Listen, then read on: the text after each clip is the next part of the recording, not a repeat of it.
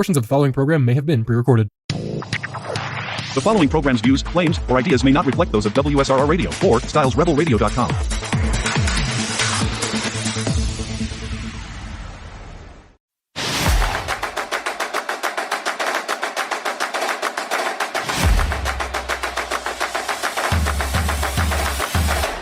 Welcome to another episode of Behind Enemy Lines, right here on WSRR Radio, nationally local, meaning we play your local bands on a national stage. I'm Lucas Durazio, joined as always by Dom Farrow. And it's a good day to be a hog.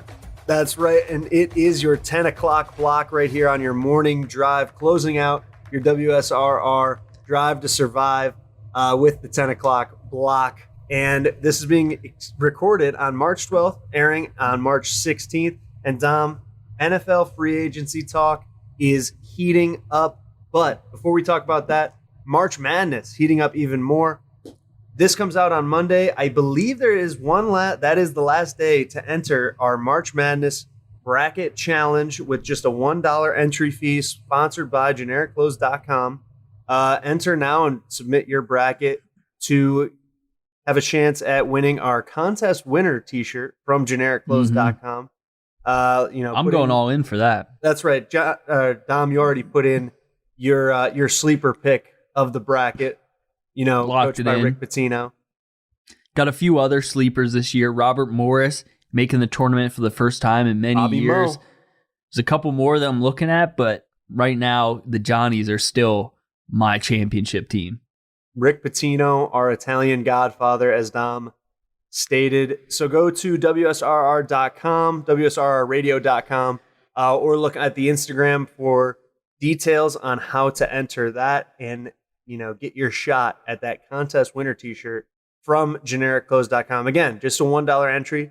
So get in there, see if you can beat our college basketball knowledge and other WSRR and Behind Enemy Lines faithful listeners.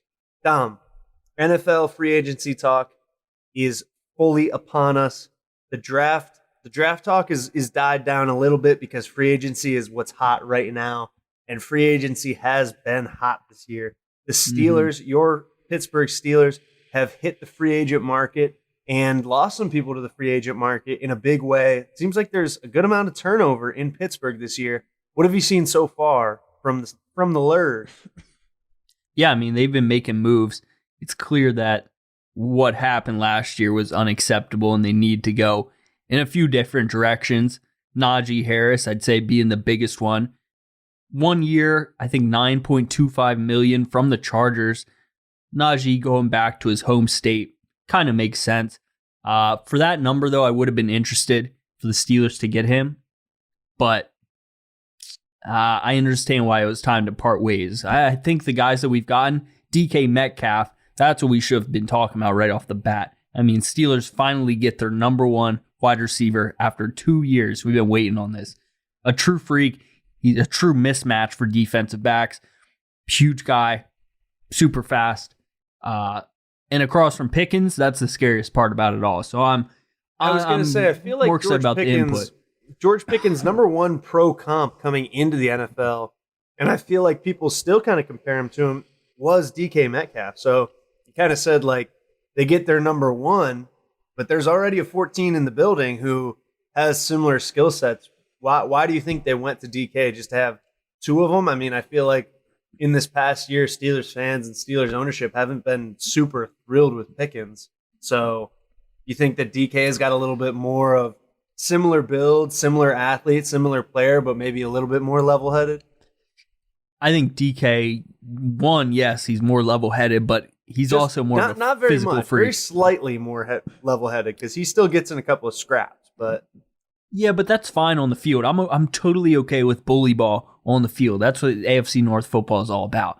What I don't like is Pickens crying when he's walking off the sideline on a 3-and-out and, saying nonsense to the media. That's the stuff that I can't stand, and I don't see a lot of that from DK Metcalf. So as far as on the field stuff, if they want to rough dudes up, beat them up on the field, I'm all for that. That's Steelers football right there. Yeah, I'm really pumped for DK Metcalf to be a Steeler. Now, the biggest question right now in Pittsburgh, of course, though, is who's going to be slinging the pill to them. Right now, is there any quarterback on the roster right now in Pittsburgh? Is there a single one? That's a good question. Russ That's a is really in free good question. agency. Justin Fields has signed with the Jets. He actually got a pay upgrade this year. You know what? What's that? A pay bonus, pay boost, whatever, to New York after only starting 6 games in Pittsburgh. I think the Jets saw that as good enough to give him a pay raise. Steelers definitely have Skylar Thompson right now. That's a fact. And Wow, I said this on one of the Pittsburgh. I said this on one of the original episodes because I was a Tyreek Hill fantasy football owner, and Skylar Thompson was the quarterback after Tua got hurt this past season. I said on one of these episodes that he was the worst quarterback I've ever seen in my life. I was like, how does this guy have a job? So that's nothing to get excited about, but obviously they're going to be making moves here. It's really between Aaron Rodgers and Russell Wilson at this point. I was in on Daniel Jones for a while, but he's a Colt. We'll talk about that a little bit later. But between Aaron Rodgers and Russell Wilson, I've been going back and forth so much this last week. Aaron Rodgers, when I watched the Packers highlights, I'm like, yeah, this dude is awesome. He was one of the greatest quarterbacks of all time. But the problem is that was years ago. But then on the other hand, the dude just came off a Achilles. He tore his Achilles, right? That's right, an Achilles injury, which is one of the, if not the hardest injury to come back from. And we saw a couple people do it. I mean, Kirk Cousins this year, same thing. You definitely saw the regression there. Aaron Rodgers also. I mean, of course, those guys also getting up there in age, but Achilles tendon injury is no joke. But I think like just this past season, maybe give him that extra time to recover. Maybe he'll get a little bit back to his prime. Yeah, and maybe he just the other needs one more like ashwagandha trip, or I just think that'll really push him over the edge. Really, if you go through TikTok and look at the TikTok analytics and the analysts, that's the word I'm looking for, and the film gurus on TikTok, a lot of them really defend Aaron Rodgers' 2024 season. They say, he didn't have the greatest numbers, but like you really look at him, he wasn't terrible. He wasn't a terrible quarterback. Yeah. Again, I haven't broken down all their film, and I didn't watch a lot of Jets games last year, but he had so much talent around him. Garrett Wilson, Devontae Adams, Breece Hall. Steelers version of that, DK, Pickens, and this point, Jalen Warren, that's not nearly the same level of talent, in my opinion. So what's going to make things change with Aaron Rodgers? On the other hand, with Russell Wilson, I think maybe we saw the peak of what he can do last year. But I also know that Russ Wilson will be able to keep this locker room intact. Aaron Rodgers, there's a good chance that he blows this ship up. And he goes down with the ship, and Mike Tomlin goes, and everything. He just ruins the Steelers' way. I think there's a very good chance that happen if he comes in. So Russell Wilson, I know that there will be some consistency. It might not be a Super Bowl year, but you know that things won't get too out of control. Now, you mentioned kind of ruining the Steelers' way. One thing that has been a conversation with some people I've talked to in Pittsburgh here is one thing about the Steelers' way is no one wears number 1. Now, DK Metcalf and George Pickens, both obviously loud and imposing guys, both number 14. I've heard some conversations about George Pickens, like posted a picture of him from Georgia when he wore number 1, and it was like, is he going to switch to 1? But no one's ever done it. I heard 2 different takes on it from 2 different Yinzers and 2 different diehard Steelers fans. One said, nah, they'll never let him do that. That's an unwritten rule in football, they said. But it's the Steeler way, they won't do that.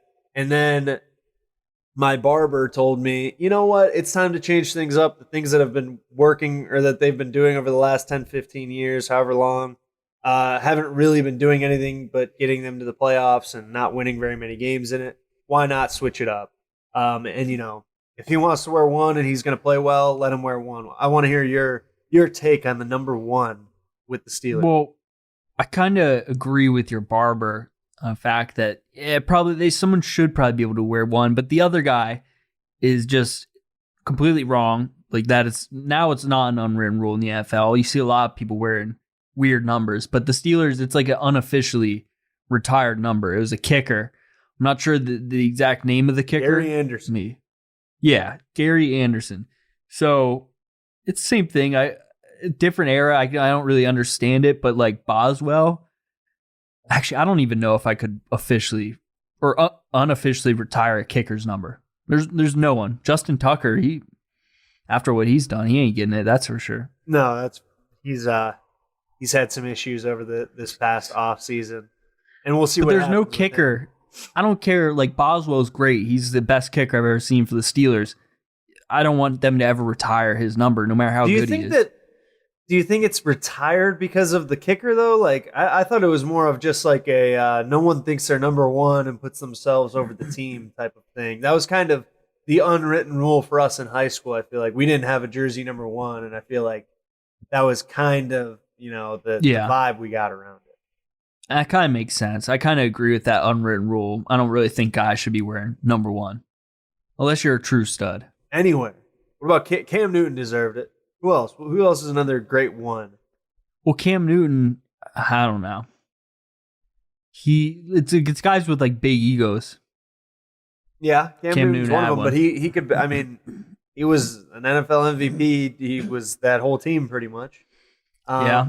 There's a lot of other ones. What about Kyler Murray? He's not quite as big physically. Yeah. Pickens is a number one though. Like he's an alpha. Is he more alpha than DK Metcalf though? That's the question. I wonder if those two will butt heads at all. 100%. They're going to be fighting over who doesn't get the ball enough.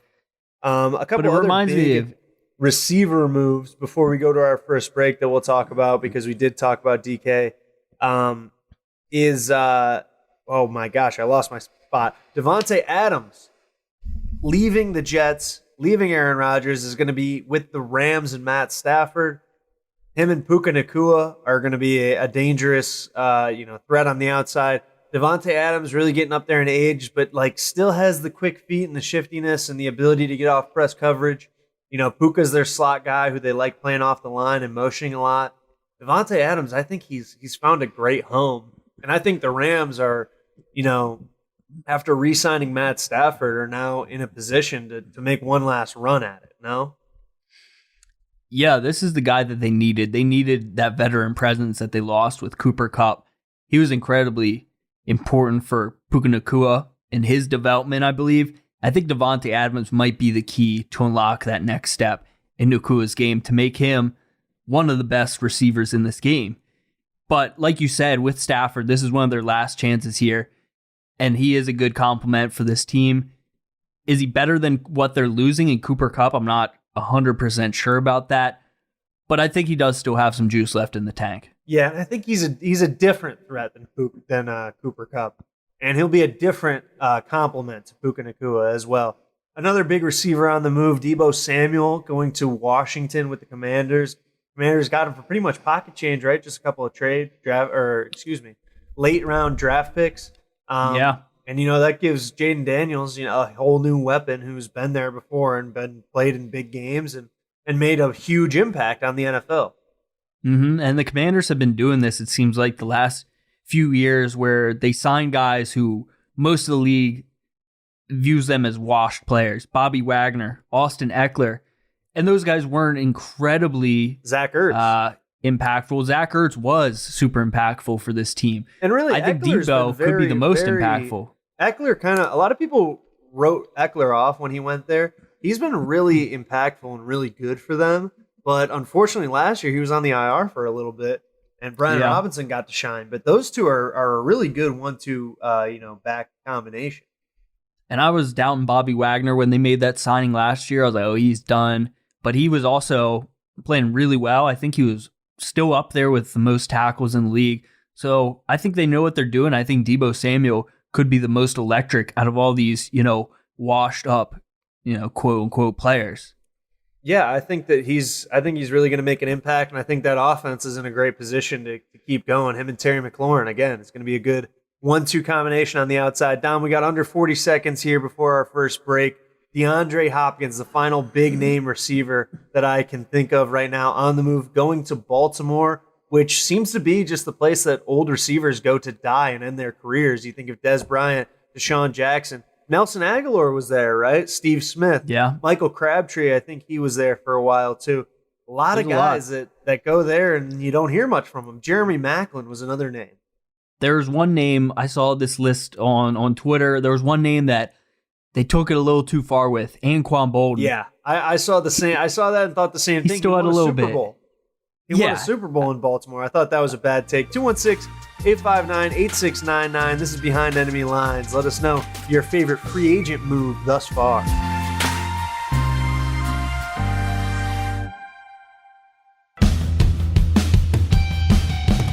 Hey, Style here, and I want to take a minute to talk to you about Hellbender Vinyl, a proud supporter of local and independent music and a proud supporter of WSRR Radio. Hellbender Vinyl is one of America's most trusted custom vinyl pressing plants. Located in Upper Lawrenceville on Butler Street, Hellbender is Pittsburgh's first and only vinyl record pressing plant and is here to help local bands and artists get their albums onto vinyl. Hellbender Vinyl offers vinyl record pressings to ensure that albums don't just end up as a bunch of ones and zeros floating around somewhere on the internet. So, if you're interested in giving your album a physical release, you can visit hellbendervinyl.com to start the conversation today. Plus, every customer at Hellbender Vinyl receives 5 free test presses to review at no additional cost. Hellbent on quality, hellbent on service, hellbendervinyl.com. Hi, this is Melissa. And hey, it's Matt. Coming at you from Synergy Music Studio. We are a recording and production studio located on the south side near Chicago. Check us out online at synergymusicstudio.com. We offer recording, mixing, and mastering. And follow us on Instagram at Synergy Music Studio. Rock hard.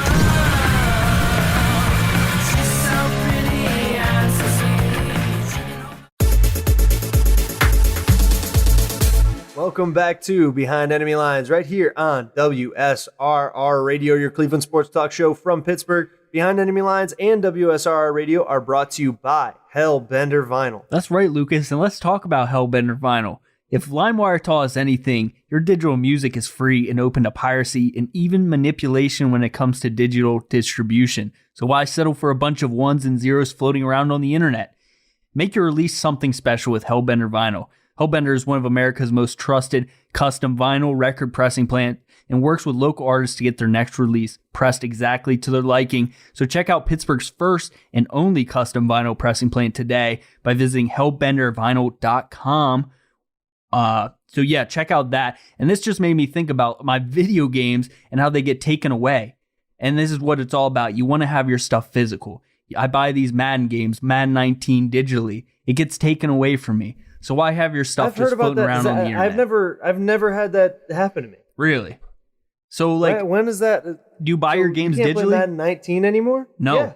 Yeah. If you delete it, like if you kept it on your console, I believe it would stay on there if it stayed downloaded. Okay. But if you deleted it, but it's still like in your collection, it's just locked. So like I paid $60 for that game, but they can just take it away from me. And in my head, I'm like, if they can do that, they can take away my music. So that's why I'm all about vinyl. And so that's why we support our local businesses here in Pittsburgh, like Hellbender Vinyl, because we need physical media to keep this stuff alive because they can take it from you.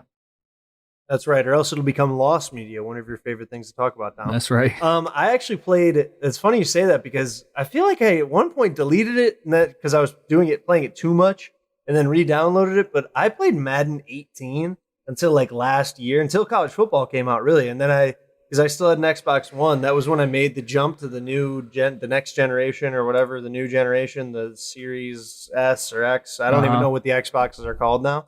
But that's when I got the new one for college football. I played Madden 18 until last year, and I never had it taken away from me. You got your money's worth.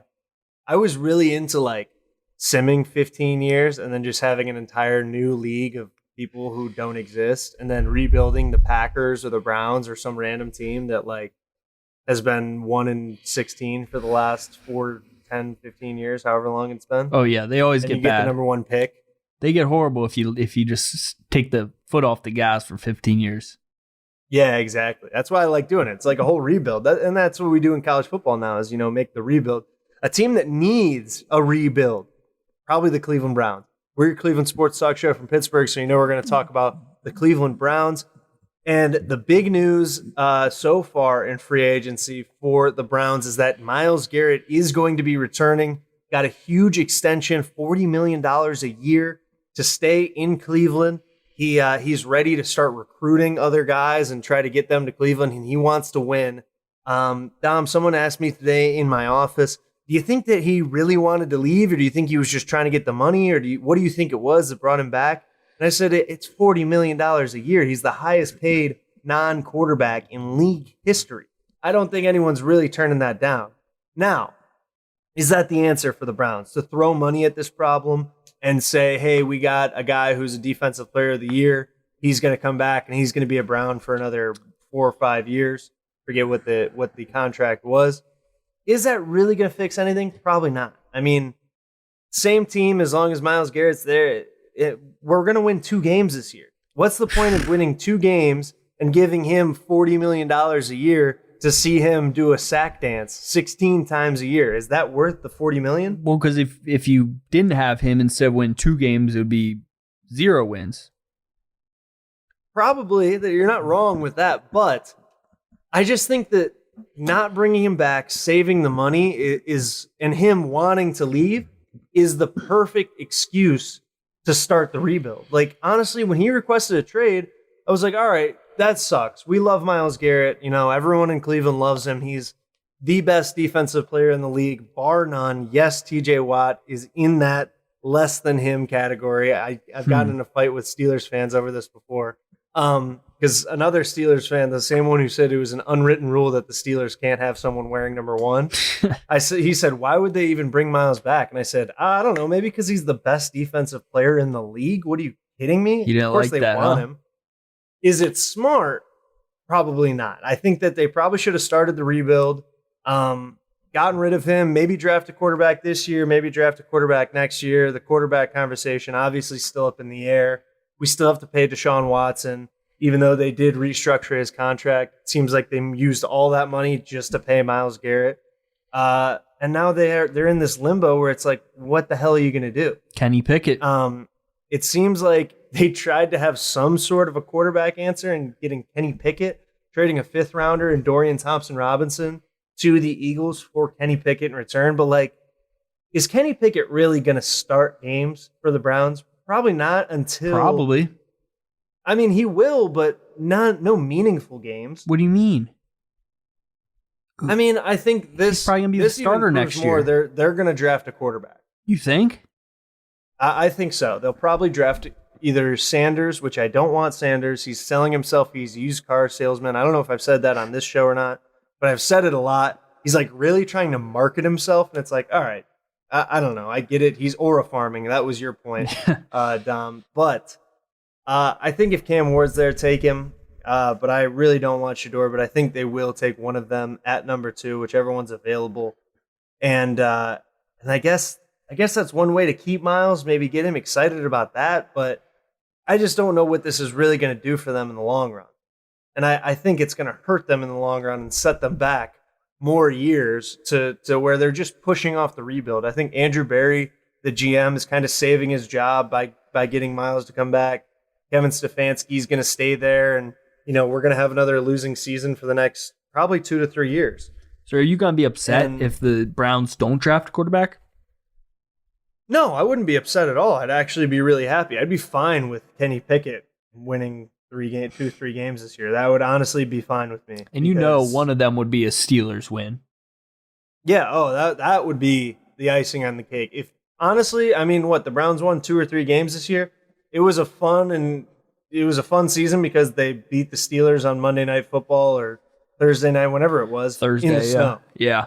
That was a fun game. It was a fun game to watch. It would be awesome to watch Kenny Pickett beat the Steelers. I think that would be, hilarious. Yeah, and I could definitely see it happen. It would be really good for Browns fans to see. Be classic Tomlin.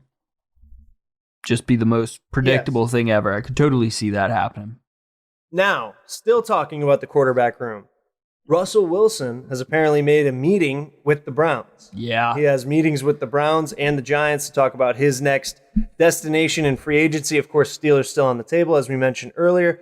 But if the Browns bring in Russell Wilson, is Kenny Pickett just going to request a trade just like he did a year ago in Pittsburgh? Will be interesting to see how he reacts to that and how Russ would treat him. Like, what the heck? I thought you didn't want to, play with me. But if they're going after Russ, this gets back to my point again. Like, are they even interested in a quarterback in this draft? Why are we still? You got Deshaun Watson, who you're paying a ton. Kenny Pickett, I mean, it's not a big contract, but it's still a good amount of money. And then Russell Wilson on top of that.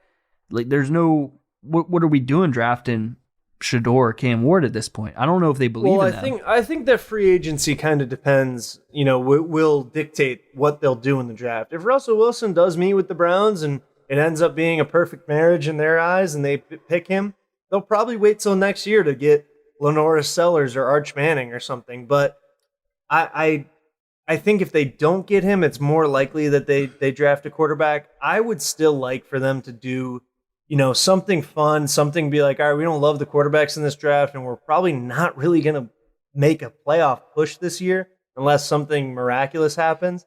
Like, let's trade for Joe Milton. Let's trade for Hendon Hooker, one of these young guys who has the athletic ability and, maybe they would be good and can be a starter in this league if given a chance.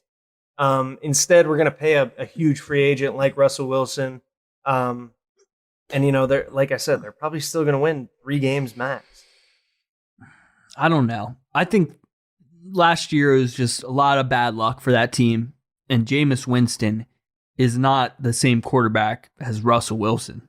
And I lean Kenny Pickett over Jameis Winston as well. I think it's just a better team overall. Having Myles Garrett there still, Jerry Jeudy looks like he's becoming a true number 1 wide receiver. You never know what will happen throughout free agency and in the draft. They've got this high pick here. If you get Abdul Carter, not a quarterback, you're still in a decent spot, a better spot than last year. I would love for them to take Travis Hunter or Abdul Carter with number 2. If one of those two are there, well, one of them will be there, obviously. I mean, you have Travis Hunter and then you tank and you get Arch Manning next season. You're in a great spot for the next 5+ years. Yeah, I think that would be the perfect situation, in my opinion, is not take a quarterback this year, pretty much tank and get a high guy next year that we can build around Arch Manning, Lenora Sellers, a couple other guys. Maybe Carson Beck turns it on. I'm not holding my breath for that one. I don't love him, but there's some guys in next year's class that excite me a lot more than Shador Sanders. Maybe not as much as Cam Ward right now, but like I said, even if it is Cam Ward, they're going to win 2 or 3 games this year, and then maybe they have their quarterback for the future, but I'm just not super high on it. Yeah, I don't know about this draft. It seems a lot like the Kenny Pickett, Malik Willis situation where we're getting ourselves hyped up for guys who, in the back of our heads, we know they're probably not going to be elite quarterbacks in the NFL. Exactly. This draft class does rival that draft class's quarterbacks. Now, I think there's a couple more bigger names later in the draft just because they were good in college, but there's no one's really sold on them being an NFL quarterback like Jackson Dart. I mean, another guy who maybe you would want to give a shot at if you're a team drafting later or want to trade up, whatever. Will Howard, Quinn Ewers. There's other names out there that they're interesting. People would be maybe interested. Riley Leonard, again, no one's looking at him and they're like, oh man, he would be a day 1 starter for us. But it's hey, why not take a 3rd or 4th round pick and bring him in the building? Yeah. Something like that.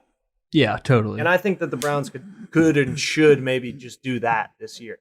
Yeah, just keep throwing darts at the board until you find your guy. And if you really do tank next year, again, Arch Manning, that could be generational. But there will probably be a lot of teams tanking for him, unfortunately. There might be a lot of bad football this year. There very well may be.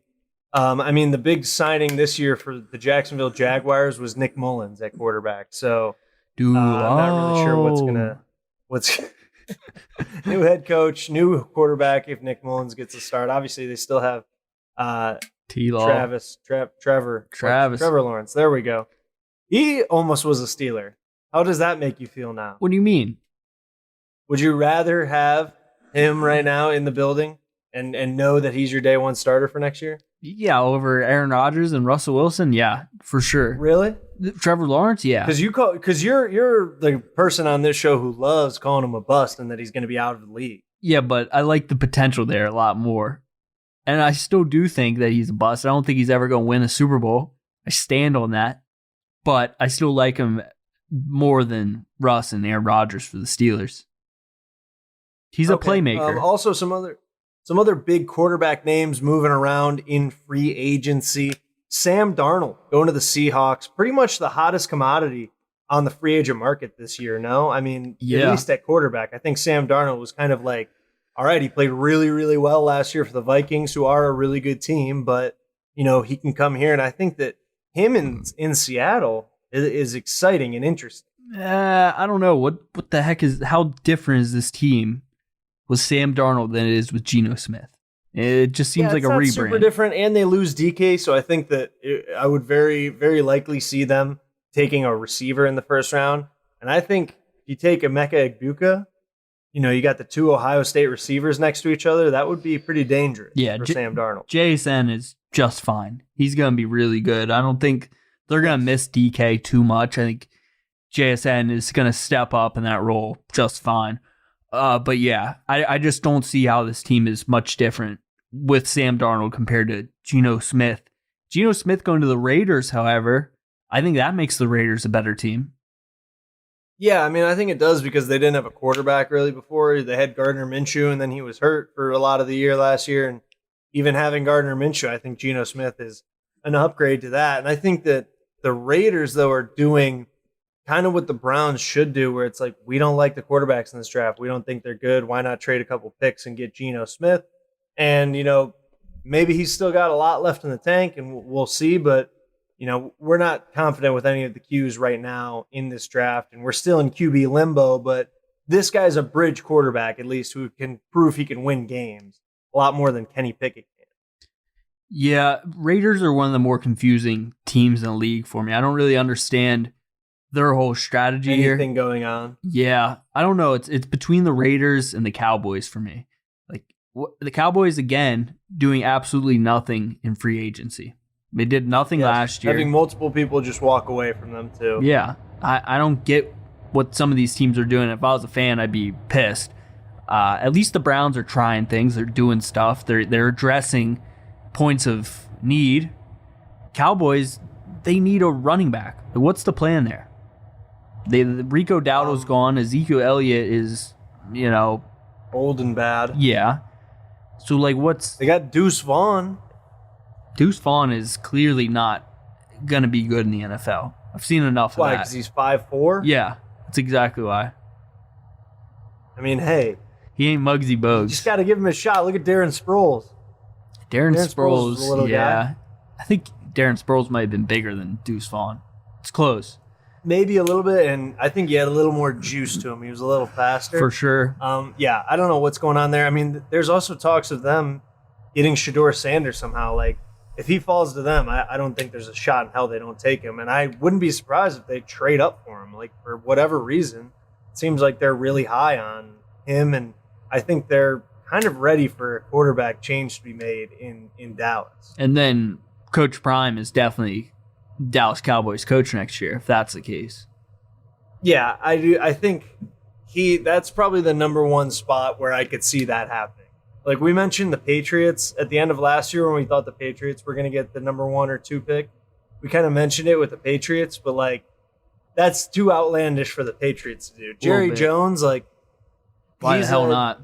Reality TV. He's a walking reality TV show. Like you could see Jerry Jones doing it. Yeah, and you can tell that he's definitely sick of Mike McCarthy. He just didn't. He just couldn't find a better option for this year. He doesn't know better. I can't believe they re-signed him. That was insane. Pretty shocking. Cowboys, they get the same result every year. It's like Groundhog Day.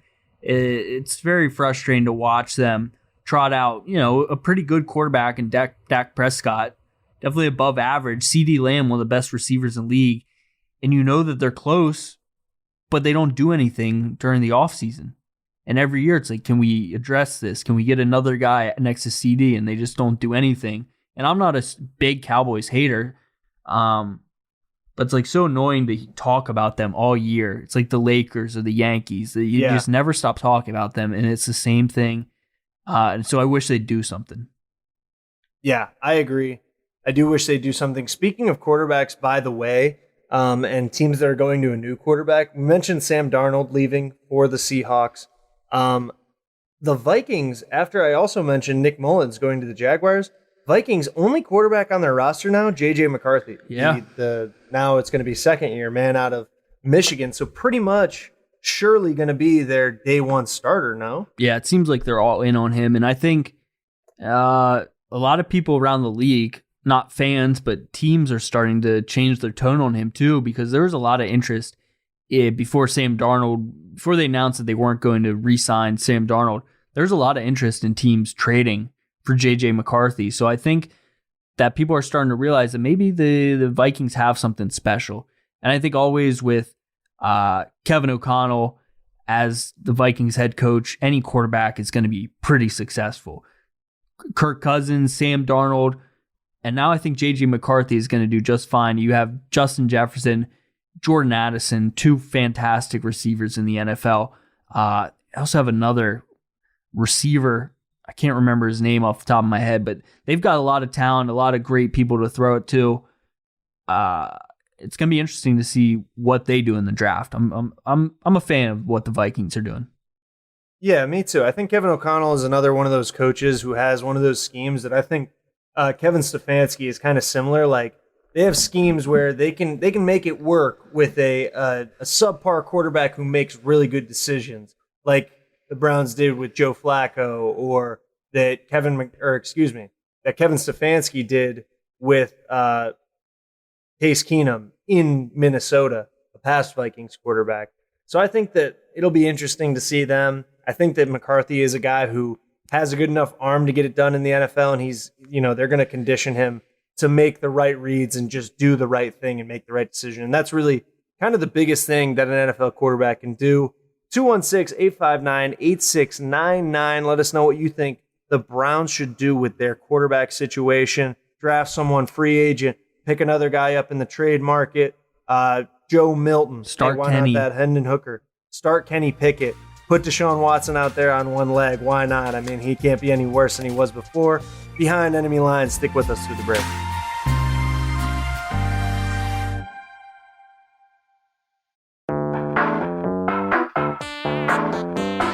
What's the difference between the shirt you're currently wearing and the one that I am? Well, both do their job of concealing us from the outside world and social boundaries. But one little black swoosh makes yours cost nearly double. That red rectangle may not change how warm you are, but it certainly changes the price tag. The truth is, nobody cares about the details. Get to the point with GenericClothes.com. Have a laugh at the big brand clothing company's expense with shirts that simply say sports team, political statement, music band, and more. A shirt for any occasion and the perfect gift. GenericClothes.com.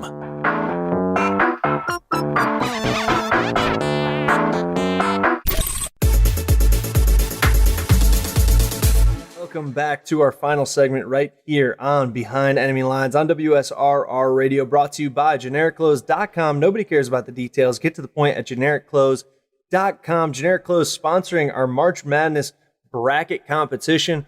Enter for $1 for a chance to win a Generic Clothes t-shirt that states contest winner. Look at WSRRradio.com or our Instagram pages to get details on how to enter that. Dom, we've talked about some sports today. We've talked mostly NFL, in fact, all NFL. But one of the biggest happenings in sports happened in sports entertainment since the last time yes, really one of the biggest news stories in the world happened not in sports, but in sports entertainment since our last recording. And that was John Cena. The champ is here. No, not yet, but the future 17-time champ. John Cena is here, and he has turned heel, Dom. What a day. This is unprecedented. It's super precedented, actually, but I'm not even a WWE fan, and I couldn't believe it when I saw it. I couldn't imagine being a lifelong guy. Yeah, I was like, oh my God, he really turned heel. I was like telling my girlfriend, I was like, you won't believe it, Cena just turned heel. She's like, you don't even watch WWE. I don't. I have never watched WWE. I've seen like clips and stuff on YouTube. Never watched like a live WWE thing, but I saw that on Twitter. I was like, oh my God. The guy who's done all the Make-A-Wish, the guy who's been the nicest guy, the champ, the people's champ. And then he did that, The Rock. He sold his soul to The Rock. Couldn't believe it.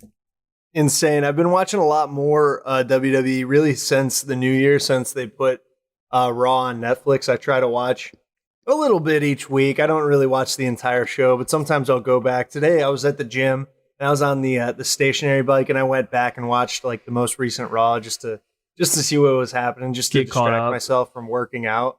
So I've been watching a little bit more. Unfortunately, I didn't get to see Elimination Chamber live, so I didn't get to see the John Cena turn heel. I got a bunch of texts from you mostly, and our good buddy who is a WWE lifer, and I saw a lot on Twitter, so I knew it was going to happen. It didn't really blow me away when I watched it the next day, but I knew I had to watch it the next day, and it was something to behold. And now it looks like John Cena is in line to be the first ever 17-time world champion. And Dom, I think you said it right. My favorite thing about watching WWE is turning to my girlfriend, my now fiance, and just pretending like it's the biggest news story in the world. babe, looking really down bad, be like, oh my God, I can't even believe this. She's like, what? Oh, John Cena sold his soul to The Rock and turned heel. I can't believe this. I'm distraught. I can't eat anything today. You're like, oh my God, Gunther lost to Braun Breaker. How are we gonna live? Not yet. Gunther still cannot be dethroned. Jey Uso maybe at WrestleMania. We'll see what happens. So I'm not a big WWE fan. Never really have been. I think it's cool. I respect it. I love like the storylines and stuff. This has kind of got me captivated. So this all culminates in WrestleMania, right? In the spring or summer? Usually in April.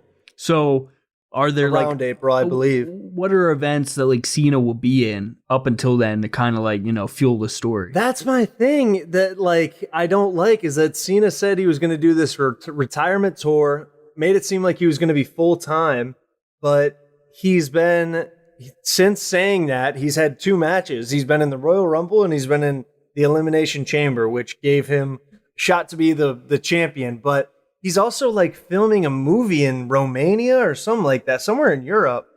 And so he keeps being at these big events and then just being unseen and unheard from until the next thing. And I actually think that's kind of part of his heel turn. So there's this, if you haven't seen it and you are a WWE fan, you should see it. There's this interview of him like years ago about how he was like, yeah, it was in the works at one point where I was going to turn heel.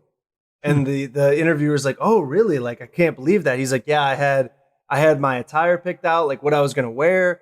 He's like, I changed my entrance music. I had a song picked out for that. He was like, I was going to start changing my entire character and everything that I do. And he goes, things I stand for, hustle, loyalty, respect. He goes, I was going to stop working as hard.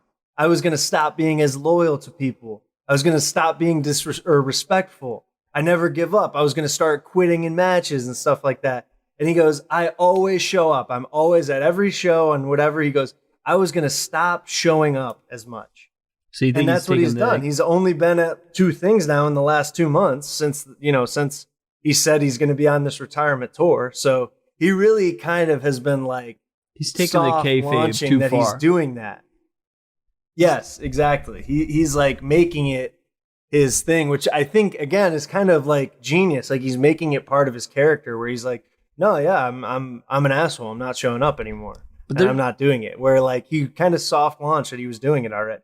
There's no way that he ends his career as a heel. He's got to change back to a good guy at the end, right? So apparently, he said that this is his last year. He's going to be in the WWE for the whole year. I think, but the calendar year of 2025. I think what people are saying is that he'll probably turn heel, win the champ. Well, he did turn heel, win the championship, and then before his last thing, somehow like Cody Rhodes will win it back from him, and he'll turn back into a face or whatever. But Maybe not. I don't know. We'll see what happens. I mean, after however many years and however many Make-A-Wishes and announcing to the American people that Osama bin Laden had been terminated, it's hard. It's kind of like, yeah, what's he going to do as a heel? Yeah, it's going to be pretty interesting. I believe it. He's a really good actor, it seems. So if anybody can do it, he'll be able to. And I think it's funny because I keep getting these TikToks of he was on this reality show. It was called Total Divas, and it was because his wife is a WWE wrestler. His ex-wife now was a WWE wrestler, and they used to call the female wrestlers divas. Mm-hmm. And when they stopped, so that. he's on the show. I don't know. Now they just call them women wrestlers. Yeah, they call him the women's division or something like that.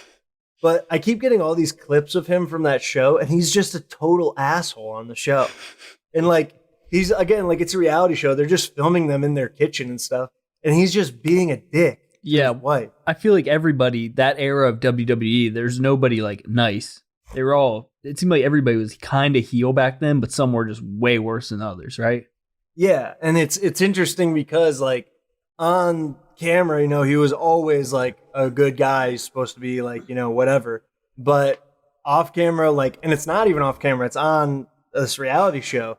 Like you'd think again, if he takes kayfabe and all that stuff that seriously, that he'd be like, all right, I'm on camera. Like, at least I have to be nice, like, for this reality show. Like, he was just being like, yeah, I hate your dog. Like, why did you cook food? Your cooking's bad. We should have just got whatever. There's like all these clips of him being an asshole. And you don't think kind of hilarious? You don't think that was scripted? I thought that's another thing that ran through my head. I was like, maybe he's kind of like, again, he understands like storytelling and he understands like what a show should be. And he's like, all right, the show's about her. I should kind of be like, maybe I should kind of lean into being like the character on the show who's like the a-hole husband. And yeah. Like, you know, whatever, like she's independent. I'm kind of, you know, whatever, holding her down almost. But at the same time, like it's a reality show. I don't know if he like, would he risk his image for that kind of? Yeah. I think I saw that video or the clip from like the television show where he's like talking about cooking and it seemed very scripted, like WWE type scripted. It did seem kind of fake. So he's probably, I think he actually is a good guy in real life. He actually seems like a genuine good guy. I gotta say. I don't know. I've heard differing reports. Really? I also once saw this huge TikTok like documentary pretty much where it's like there's 10 parts. I mean, like it was from a real documentary, but there's like 10 parts. Yeah. And I think that pretty much by the end of the documentary, they kind of tried to make him look like a jerk. But again, I didn't watch the whole thing because I wasn't going to sit there for 45 minutes on my phone because I didn't have the time that night or else I probably would have. But yeah, so we'll see. It's interesting because I do want to know like what he's really, really like. Yeah, it's a fascinating business. They keep a lot hidden. They do a good job at that.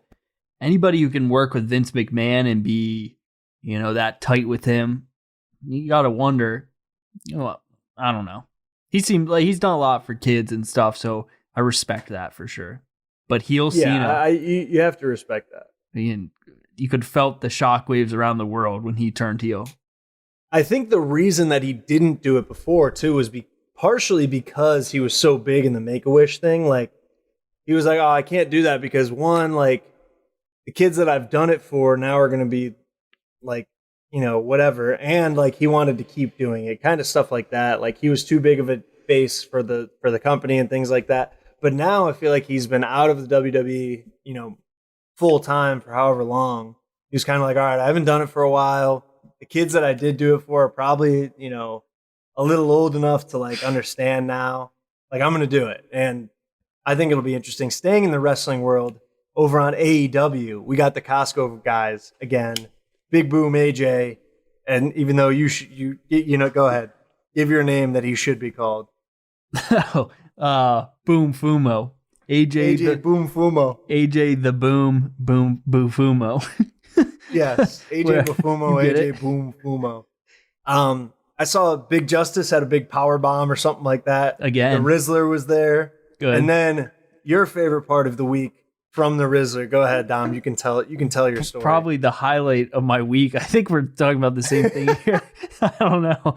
But the Rizzler posted he was in an airplane. I mean, this guy lives a better life than me, than probably you, than everyone listening.